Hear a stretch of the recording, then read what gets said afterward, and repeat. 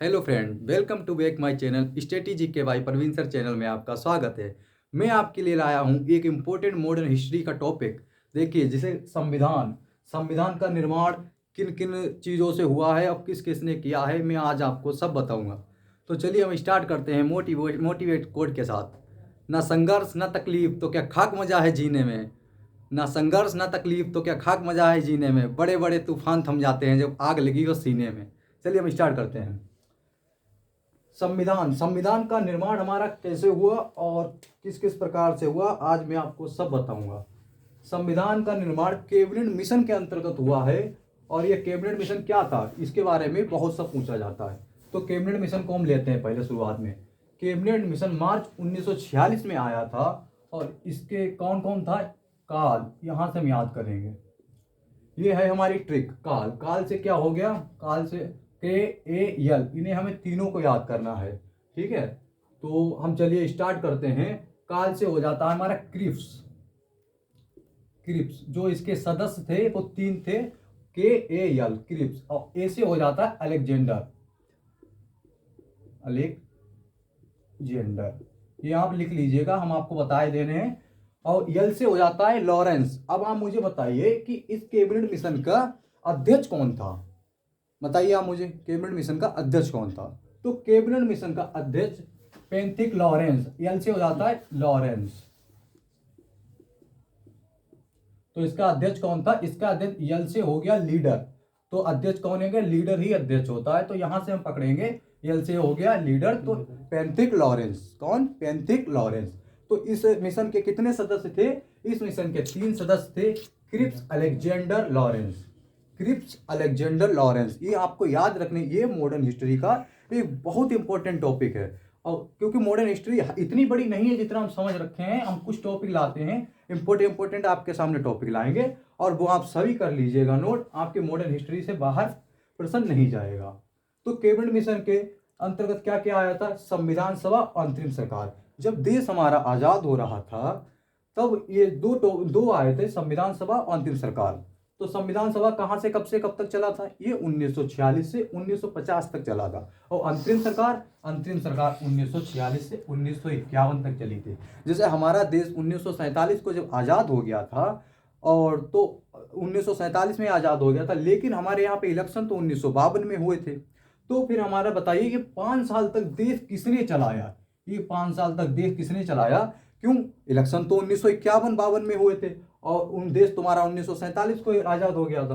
तो ये कहा गया था कैबिनेट मिशन के अंतर्गत कि आप हमसे सरकार चलाना सीख लीजिएगा, जिससे उसमें उन्होंने कहा था आप संविधान सभा का निर्माण करते रहिएगा, तब तक जो सरकार है वो अंतरिम सरकार चलाएगी। अच्छा, अंतरिम सरकार के अंतर्गत कौन कौन आता था, अंतरिम सरकार का अगर पूछा जाता है अध्यक्ष कौन था, तो ये थे माउंटबेटन।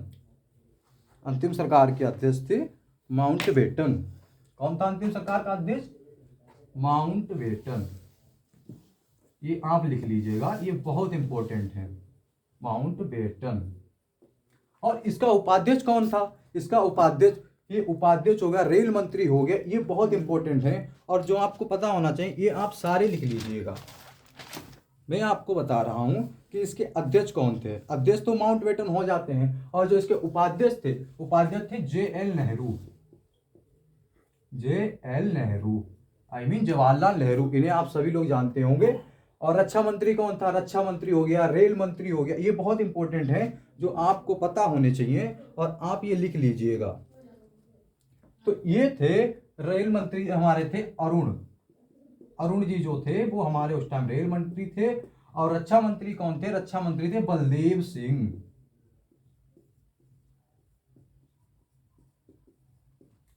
तो इसके वैसे तो अंतरिम सरकार के 11 सदस्य थे, लेकिन ये इंपॉर्टेंट 4 हैं, वो आप लिख लीजिएगा, क्योंकि यही लोग मिलकर सब चला रहे थे। फिर आ जाते हैं हमें संविधान सभा। संविधान सभा में कितने सदस्य थे, इसकी पहली बैठक कब हुई थी, अंतिम बैठक कब हुई थी, ये बहुत जरूरी है। क्योंकि संविधान सभा का निर्माण, संविधान का हमारे निर्माण संविधान सभा के द्वारा ही हुआ था, और ये लोग तो तब तक सरकार चला रहे थे। तो इसकी पहली, इसके सदस्य कितने थे, तो इसके सदस्य थे 389, 389 सदस्य इसके टोटल थे, जिसमें 15 महिलाएं थी। कितनी महिलाएं थी, 15 इसमें फीमेल थी, ये आप नोट करते जाइएगा। फिर आ जाती है इसकी पहली बैठक। इसकी पहली बैठक कब होती है, ये भी बहुत इंपॉर्टेंट है, और ये सारी लाइन से लिखी, सभी आप लिखते जाइए। इसकी पहली बैठक हुई थी 9 दिसंबर 1946 को। ठीक है, तो इसमें स्थायी अध्यक्ष कौन, इसके अस्थायी अध्यक्ष कौन बनाए गए थे? इसके अस्थायी अध्यक्ष 2 दिनों के लिए बनाए गए थे, जो काफी बुजुर्ग थे, आप लोगों को पता होगा। इसके अस्थायी अध्यक्ष सच्चिदानंद सिन्हा। कौन बनाए गए थे? सच्चिदानंद सिन्हा। ये 2 दिनों के लिए बनाए गए थे। फिर आ जाती है हमारी दूसरी बैठक। दूसरी बैठक कब हुई थी? ये दूसरी बैठक हमारी 11 दिसंबर 1946 को हुई थी। फिर इसके अध्यक्ष कौन थे? इसके अध्यक्ष भी पूछा जाएगा, अगर इसके अध्यक्ष पूछ लिया जाए तो इसके अध्यक्ष थे राजेंद्र प्रसाद। कौन थे इसके अध्यक्ष? इसके अध्यक्ष थे राजेंद्र प्रसाद। ये आप, और इसके सलाहकार अगर पूछा जाए तो इसके सलाहकार भी बहुत महत्वपूर्ण है, ये सलाहकार भी आप लिख लीजिएगा। इसके सलाहकार थे BN राव। BN राव, इतना आप नोट कीजिएगा, ये बहुत इंपॉर्टेंट है मॉडर्न हिस्ट्री के आपके टॉपिक। फिर आ जाता है तीसरी बैठक। तीसरी बैठक हमारी कब हुई थी, हमें यह भी पता होना चाहिए, क्योंकि ये लाइन से सारी बैठकें हुई थी जो हमारे लिए बहुत ही इंपॉर्टेंट है। तीसरी बैठक हमारी हुई थी 13 दिसंबर 1946 को। 13 दिसंबर 1946 को कब हुई थी? तो इसमें ही नेहरू जी ने उद्देश्य प्रस्ताव पारित किया था, उद्देश्य प्रस्ताव पेश किया था। ठीक है, 13 दिसंबर 1946 को ही उद्देश्य प्रस्ताव पारित किया गया। इस उद्देश्य प्रस्ताव का क्या था? इस उद्देश्य प्रस्ताव ने कई समितियां स्टार्ट की थी, जिन समितियों के अंतर्गत ही काम होता था। क्यों? इतना बड़ा संविधान था, तो संविधान बनाना किसी एक लोगों का काम नहीं था, इसमें बहुत सी समितियां थी जो बनाई गई थी, तो उसके द्वारा ही सारा काम होता था। फिर आ जाती अंतिम बैठक। इसकी अंतिम बैठक कब हुई थी? आप मुझे बताइए, इसकी अंतिम बैठक कब हुई थी, क्योंकि ये भी इसमें पूछा जाता है कि इसकी अंतिम बैठक कब हुई थी, क्योंकि ये बहुत जरूरी है। तो इसकी अंतिम बैठक हुई थी 24 जनवरी 1950 को, क्योंकि जब हमारा विभाजन हो चुका था देश का, तब इसकी अंतिम बैठक हुई थी। इसके बारे में मैं आपको आगे पूर्ण तरीके से बताऊंगा। 24 जनवरी 1950, 24 जनवरी 1950 को इसकी अंतिम बैठक हुई थी। तो आप ये एक लाइन से सारी लिख लीजिएगा। फिर आपकी जो समितियां बनी थी, वो समितियां कौन कौन सी थी, और उनके कौन कौन से, किन किन को उसका दर्जा दिया गया था, किन कौन, इन समितियों के किस किस ने संभाला था, ये है। तो ये आप लिख लीजिएगा। संघ समिति, संघ समिति की जिम्मेदारी किसके ऊपर थी, आपको ये भी पता होना चाहिए। मूल अधिकार की जिम्मेदारी किसके पास थी, आपको ये भी पता होना चाहिए, क्योंकि ये समितियां बहुत ज्यादा इंपॉर्टेंट हैं। फिर तो संघ समिति की जिम्मेदारी किसके पास थी? ये थी JL नेहरू।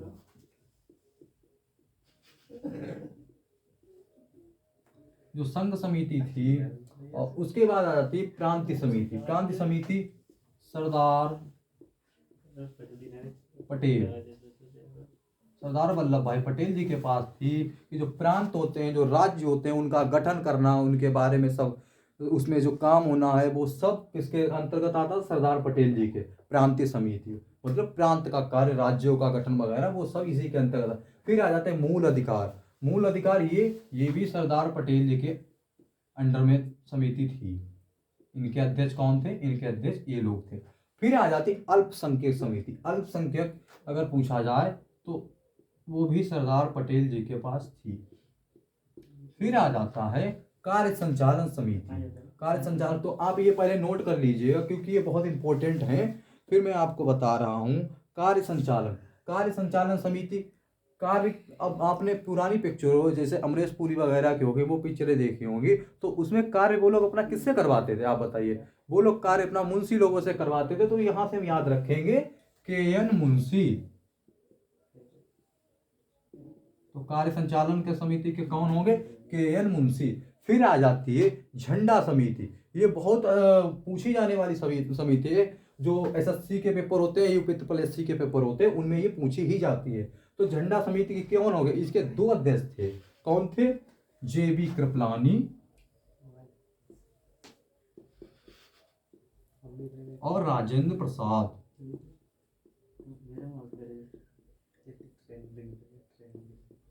राजेंद्र प्रसाद जी थे। ठीक है, फिर आ जाती है हमारी प्रारूप समिति। ये बहुत इंपॉर्टेंट समिति है, क्योंकि इस प्रारूप समिति, पहले आप ये नोट कर लीजिए क्योंकि ये बहुत झंडा समिति है, ये कई बार पूछी जा चुकी है कि झंडा समिति के अध्यक्ष कौन थे। ठीक है, फिर आ जाती है प्रारूप समिति। अब प्रारूप समिति क्या होती है कि संविधान सभा का किस प्रकार से प्रारूप बनाना है, क्या क्या करना है, तो वो सब इसके अंतर्गत आता था। ये थे doctor Baba Saheb Bhimrao Ambedkar ji. Doctor Bhimrao Ambedkar, doctor Bhimrao Ambedkar. अब भीमराव अम्बेडकर जी का नाम आया तो मैं आपसे एक सवाल पूछना चाहूंगा और मुझे कमेंट बॉक्स में बताइएगा कि इसके डॉक्टर भीमराव अम्बेडकर जी की समाधि स्थल कौन सा है, क्योंकि ये बहुत पेपरों में ये सवाल पूछे जाते हैं, ये सवाल पूछे जाते हैं। फिर मैं आपको बताता हूँ कि डॉक्टर भीमराव अम्बेडकर हो गया, और जो चल ही रहा था हमारा, ये चल ही रहा था, ये समिति बन ही रही थी, तब तक क्या हो जाता है, तब तक हो जाता है हमारे देश का विभाजन। 14 अगस्त, और 14 अगस्त कितने को हुआ था विभाजन, ये 14 अगस्त को विभाजन हुआ था। मुझे ये अपनी डेट याद रखनी है, इसकी क्लियर रखनी है कि इसका विभाजन कब हुआ था, क्योंकि ये कई बार पूछा जा चुका है पेपरों में कि संविधान सभा का जब कार्य चल रहा था उसी दौरान हमारे विभाजन हो गया था, क्योंकि उस टाइम हमारा भारत एक था, अखंड भारत था, पाकिस्तान भी हमारा भारत में ही था। लेकिन फिर उसके बाद लेकिन उस टाइम जो बना था तो पहले तो हमारे 389 सदस्य थे, लेकिन जब इसका विभाजन हो जाता है फिर इसके कितने सदस्य बचते हैं, इसके 299 सदस्य बचते हैं, क्योंकि कुछ जो सदस्य थे वो फिर पाकिस्तान चले जाते हैं, क्योंकि पाकिस्तान के भी सदस्य थे। फिर कितने बचते हैं प्रारूप समिति के बाद, 299 सदस्य बचते हैं, 299 सदस्य बचते हैं। लेकिन धीरे धीरे धीरे धीरे कार्य चलता रहता है, कार्य चलता रहता है, कुछ लोग की मृत्यु भी हो जाती है, तो उसके बाद कितने लोग बचते हैं इसमें, फाइनली जो बचते हैं, जो फाइनली बचते हैं लोग वो 289 बचते हैं। और महिलाएं कितनी बचती हैं, इसमें महिलाएं थी जिन्होंने हस्ताक्षर किया था संविधान पे, वो 8 मात्र थी। कितनी थी महिलाएं, कितनी बची थी, 8 थी, क्योंकि कुछ तो जब विभाजन के समय चली जाती हैं महिलाएं, कितनी थी, और उसके बाद कुछ लोगों की मृत्यु हो जाती थी, तो इसमें कितने बचते थे, इसमें बचती थी 8 महिलाएं, इसमें बचती थी 8 महिलाएं इसमें बचती थी। तो ये आप सब नोट कर लीजिएगा। आपको पता होगा कि हमारा संविधान तो 26 नवंबर 1949 को बनके तैयार हो गया था, लेकिन इसमें आप ये बताइए मुझे, जब 26 नवंबर 1949 को जब ये बनकर तैयार हो गया था, लेकिन ये इस दिन लागू क्यों नहीं किया गया। जब बनके तैयार हो गया तो ये लागू भी किया जा सकता है, लेकिन क्यों नहीं किया गया, इसकी एक बहुत बड़ी वजह रही थी कि जब 1929 का लाहौर अधिवेशन हुआ था, 1929 का लाहौर अधिवेशन हुआ था, उसमें बोल दिया गया था, उसके अध्यक्ष कौन थे, जवाहरलाल नेहरू के नेतृत्व में ये हुआ था। तो उस टाइम इन्होंने बोल दिया था कि हम आज़ाद हैं, कि जो भारतवासी हैं वो हम आज़ाद हैं। तो उस दिन से ही ये आज़ादी मनाने लगे थे, ये लोग, हम सभी लोग आज़ादी मनाने लगे थे उस दिन से ही। और इसीलिए ये आज़ादी मनाते मनाते मनाते मनाते 26 जनवरी 1930, क्यों, जो दिसंबर में होती थी, कांग्रेस की बैठक दिसंबर में होती थी, और जो जवाहरलाल नेहरू जी थे उन्होंने 1929 में बोल दिया था हम आज़ाद हो गए थे। तो ये 26 जनवरी अब बोल दिया था कि सभी भारतवासी अपना गणतंत्र दिवस, जो स्वतंत्रता दिवस है, वो 26 जनवरी से मनाएंगे। तो 26 जनवरी 1930 हम स्टार्ट कर देते हैं अपना गणतंत्र दिवस मनाना। ठीक है, 26 जनवरी 1930 स्टार्ट कर देते हैं, और ये कब तक मनाते रहते हैं, ये हम मनाते रहते हैं 26 जनवरी 1949 तक। 26 जनवरी 1949 को फिर हम खूब धूमधाम से ये मनाते हैं, 26 जनवरी 1949 तक ये खूब धूमधाम से मनाते हैं। लेकिन दिसंबर में जब इसकी बैठक होती है तो ये फिर 2 महीने कुछ वेट करके, 2 महीने कुछ क्यों, और संविधान हमारा बना कब था, संविधान बनकर तैयार हुआ था इसका प्रारूप 26 नवंबर 1949 को, और 26 जनवरी 1949 को हमने अपना स्वाधीनता दिवस जो होता है खूब धूमधाम से मनाया था। तो और कांग्रेस की बैठक थी वो दिसंबर में होती थी, तो इसलिए कह दिया कि 2-3 महीने ये रुक गए थे और फिर ये लागू किया गया था 26 जनवरी 1950 को। 26 जनवरी 1950 को संविधान लागू किया गया था। तो आप ये सब बहुत इंपॉर्टेंट है और ये आता ही है पेपरों में अधिक से अधिक, तो इसीलिए आप ये सब नोट करते जाइए कि ये 2 महीने का वेट करने के बाद 26 जनवरी 1950 को लगभग कितना हो जाता, 30-49, मतलब ये लागू किया गया था 20 वर्ष बाद।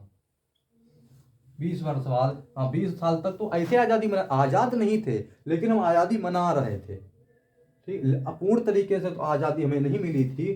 तो ये संविधान, और ये क्यों नहीं बनाया, पहले 26 नवंबर को हम कर सकते थे, ऐसी बात नहीं, लेकिन फिर 26 जनवरी, 26 नवंबर, ऐसे कई दिवस हो जाते हैं जो हमें मनाने पड़ते, इसीलिए हमने 2 महीनों के लिए रोक दिया था और ये 26 नवंबर 1950 को ही मनाते। तो इससे पहले एक अंतिम बैठक होती है, वो होती है 24 जनवरी, संविधान सभा की अंतिम बैठक होती 24 जनवरी 1950 को, 24 जनवरी 1949 को, नहीं 24 जनवरी 1950 को ही होती है, 24 जनवरी 1950 को होती है, 2 दिन पहले बैठक होती है। इसमें कहा जाता है कि सभी लोग सहमत हैं, कोई कमी नहीं रहेगी संविधान में, सब अपना क्लियर कर देते हैं और तब से ही ये अंतिम बैठक, ये आप जरूर याद रखिए, पूछी जाती है अंतिम बैठक, तो ये आप याद रखिएगा। और फिर हमारा ये संविधान बनकर तैयार हो जाता है। सबसे पहले जो संविधान था, अब आप पूछेंगे कि फिर सबसे पहले का संविधान किसका था? सबसे पहले का संविधान ब्रिटेन का था, लेकिन ये संविधान लिखित नहीं था, ये आपको याद रखना। ये संविधान कैसा नहीं था, ये संविधान लिखित नहीं था, ये आपको याद रखना है। सबसे पुराना संविधान अगर पूछ लिया जाए, सबसे पुराना संविधान किसका था? ब्रिटेन का। ये अब आप पूछेंगे फिर जब लिखने चलता है, ये रीति रिवाजों पे चलता है। जैसे हमारे यहाँ पे शादी होकर लड़की की आती है तो लोटा वगैरह रखा होता है, उसमें पैर मारना पड़ता है ना, तो ये सब रीति रिवाज है। तो ये इसी प्रकार से रीति रिवाजों पे चलता था संविधान। फिर आप पूछेंगे कि सब लिखित संविधान किसका था? सबसे पहला लिखित संविधान था अमेरिका का। लिखित संविधान सबसे पहला किसका था? अमेरिका का। अमेरिका का। और आपसे पूछ लिया जाए कि सबसे बड़ा संविधान किसका है, तो सबसे बड़ा संविधान भारत का है। सबसे बड़ा संविधान, ये कुछ पॉइंट हैं जो आप लिख लीजिएगा, ये पेपर में पूछे जाते हैं, हम ऐसे नहीं लिखा रहे हैं आपको, ये बहुत इंपॉर्टेंट है। और मॉडर्न हिस्ट्री के बस कुछ ही हैं चीजें जो आती हैं, और तो सब ऐसे ही है। हम आपको जो लिखा रहे हैं आप वो लिख लीजिएगा। फिर इसके बाद मैं नया एक टॉपिक और लाऊंगा, फिर 2 से 3 टॉपिक में आपकी मॉडर्न हिस्ट्री को मैं समाप्त कर दूंगा। और आपसे पूछ लिया सबसे बड़ा संविधान तो भारत, सबसे छोटा लिखित संविधान अगर पूछ लिया जाए वो किसका है, तो ये आप लिख लीजिएगा। सबसे छोटा संविधान है वो अमेरिका का, और सबसे बड़ा संविधान हो जाता है भारत को। तो आप मुझे बताइएगा कि यह आपको क्लास कैसी लगी। आपको अच्छी लगी हो तो लाइक शेयर सब्सक्राइब जरूर कीजिएगा और कमेंट भी कीजिएगा। Thank you.